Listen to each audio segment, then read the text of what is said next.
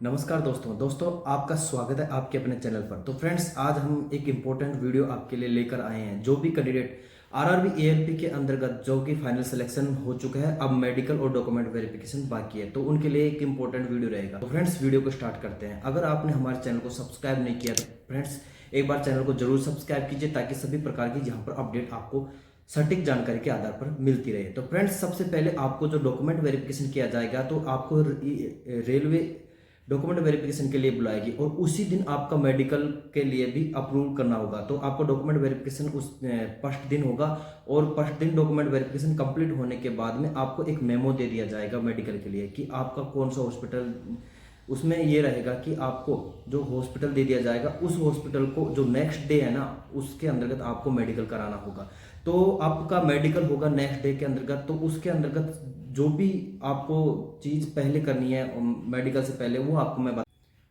तो फ्रेंड्स, आप सबसे पहले हॉस्पिटल में जैसे ही आप 7 बजे जितना भी टाइम आपको दिया जाए, तो आप खाली पेट जाइएगा। खाली पेट जाने से क्या होता है कि जो कि आपकी जितनी भी रिपोर्ट आती है, तो प्योरिटी के साथ रिपोर्ट आती है, यानी कि रिपोर्ट में किसी प्रकार की कोई भी मिस्टेक नहीं आती।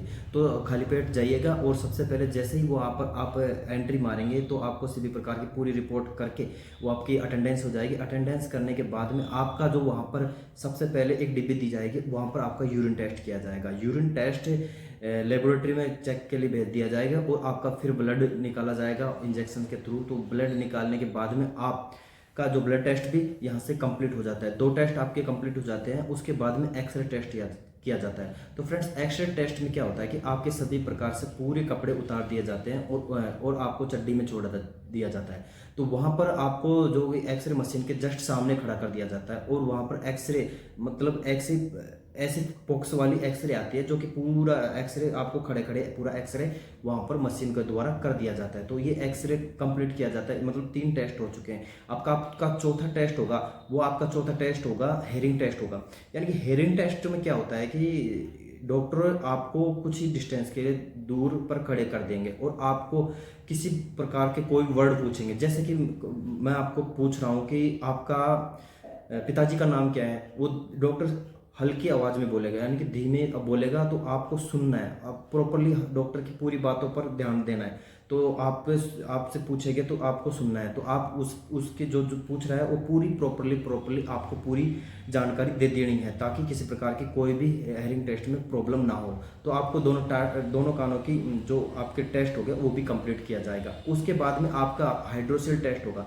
फ्रेंड्स, हाइड्रोसिल टेस्ट में क्या होता है कि जो कि आपके 2 अंडकोश है, तो उन्हीं अंडकोश के अंतर्गत देखा जाता है कि आपका अंडकोश दोनों अंडकोश बराबर हैं या अलग अलग है। अगर एक अंडकोश छोटा और दूसरा अंडकोश बड़ा है, तो इसका मतलब आपको हाइड्रोसिल है, यानी कि दूसरे अंडकोश में आपका पानी भरा हुआ।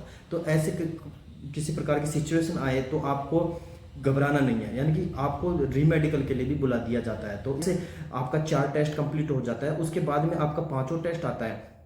तो वो 5वां टेस्ट आपका हो जाता है आईज टेस्ट, यानी कि आई टेस्ट के अंतर्गत आपकी पूरा प्रोसेस बताऊंगा। आई टेस्ट आपके लिए एक इंपॉर्टेंट टेस्ट होता है एएलपी के लिए, यानी कि जो लोको पायलट होता है ना, उसके लिए जो मेजर पॉइंट होता है, वो एएलपी का आई टेस्ट ही होता है। तो फ्रेंड्स, इसके लिए हम आपको सबसे पहले एक बुक दे दी जाती है। बुक में आपको नंबरिंग लिखा जाता है, जैसे कि आपको स्क्रीन पर दिखाई दे रहा है। उस नंबरिंग के आधार पर आपको बताना होता है कि ये कितने नंबर लिख रहे हैं, तो उसके आधार पर आपको बताना होता है। तो ये नंबरिंग आपको स्क्रीन पर दिख रहा है, और आपको फिर रूट टेस्ट भी होता है। इसी बुक के आधार पर आपको रूट टेस्ट भी होता है। तो रूट टेस्ट आपको दिख रहा है स्क्रीन पर, जो कि ये रूट किस प्रकार से बना हुआ है। तो आप ये यहीं से चेक कर लीजिएगा, हमारे चैनल से या हमारे वीडियो से भी चेक कर लीजिएगा आपका रूट टेस्ट या आपको नंबरिंग टेस्ट ठीक है या नहीं है।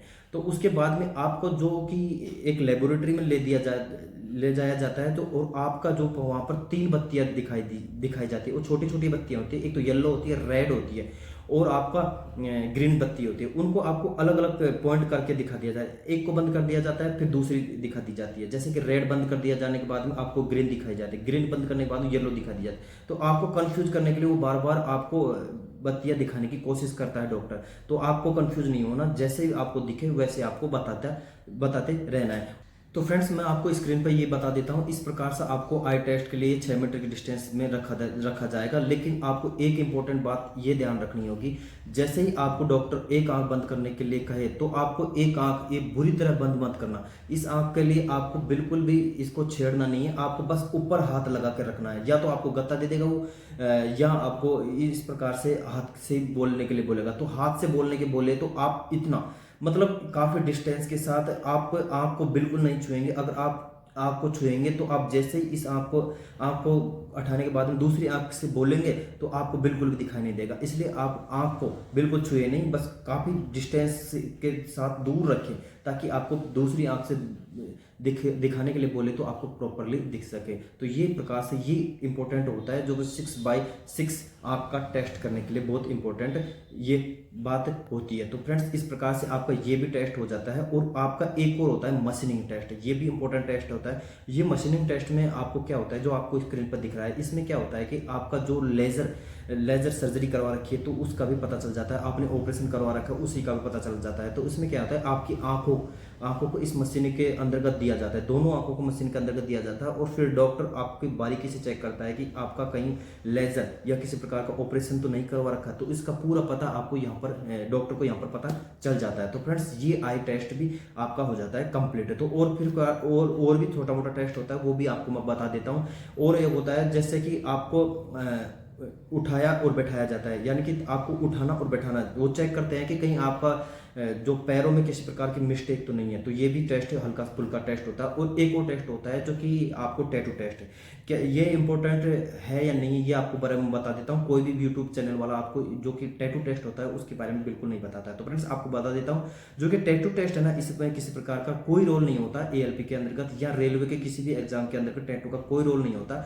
तो आपके पास अगर टैटू बना हुआ है तो भी आपको किसी प्रकार का कोई भी दिक्कत यहाँ से नहीं होगा। क्योंकि फ्रेंड्स जब मेरा मेडिकल टेस्ट हुआ था रेलवे के अंतर्गत, तो मेरा भी टैटू बना हुआ है, जो आपको दिख भी रहा है या बाजू पे भी बना है। तो उसमें किसी प्रकार का कोई भी रोल नहीं है टैटू के लिए। तो आप फ्रेंड्स किसी प्रकार की क्योरी हो तो आप हमारे कमेंट सेक्शन में जरूर बताइए।